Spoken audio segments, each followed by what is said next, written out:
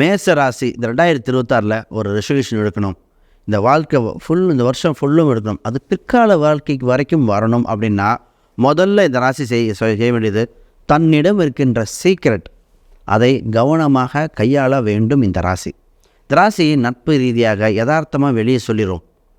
கூட இருக்க நல்லவங்க டெவலப் ஆகும்போது அது ஒன்றும் இல்லை, குறிப்பிட்ட ஸ்டேஜில் எதிரியாக மாறும்போது உங்களை பழி வாங்குவாங்க. அதாவது இந்த ராசி ஒன்று புரிஞ்சுக்கணும், உங்கள் திறமையோடு போட்டி போடுறாங்க அப்படின்னா அவங்க போட்டியாளராக கருதணும். உங்களோட பலவீனத்தோடு போட்டி போடுறாங்க அப்படின்னா நீங்கள் அவங்க துரோகின்னு தெரிஞ்சிடும். இந்த காலகட்டத்தில் ஈஸியாக இந்த ராசி கண்டுபிடிச்சிடும். இப்போ துரோகி யார், நண்பன் யார் அப்படின்னு ஈஸியாக தெரிஞ்சு அதை போகணும். போட்டியாளர் தப்பே இல்லை.